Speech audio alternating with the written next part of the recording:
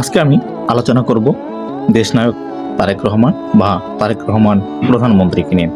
প্রধানমন্ত্রী ইতিমধ্যে আপনারা জানেন যে উনি ট্রাফিক আইন মেনে চলছেন এবং তিনি তার যথাসময়ে অফিস করছেন এবং কোনো প্রটোকল, যে ধরনের প্রটোকল থাকার কথা তিনি প্রটোকল কমিয়ে এনে ট্রাফিক আইন মেনে অফিসে করছেন। ইতিমধ্যে তারেক রহমান প্রধানমন্ত্রী হওয়ার পর থেকে, মন্ত্রী পরিষদ গঠন হওয়ার পর থেকে তার কিছু মন্ত্রী এই রমজানের মধ্যে একজন মন্ত্রী ট্রাফিক সিগন্যালে পড়ে গেছেন।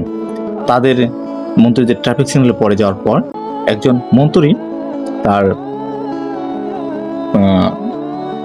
যে সাঙ্গপাঙ্গ থাকে তাদের ট্রাফিক যে মেনটেন করে তাকে বলছে যে ইফতারের সময় হয়ে যাচ্ছে, মন্ত্রী আছে, রাস্তাটা ফাঁকা করে দেন।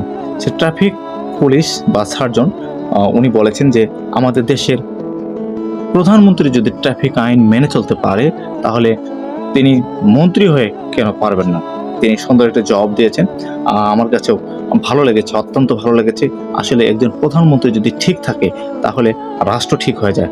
আমি বলবো না যে তারেক রহমান সব কিছু ঠিক করে ফেলবেন অল্প কিছুদিনের মধ্যে, একটু সময় লাগবে, ধীরে ধীরে হয়তো করা যাবে।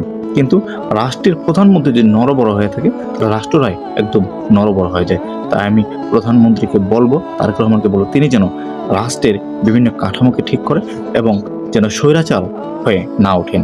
সকলকে ধন্যবাদ।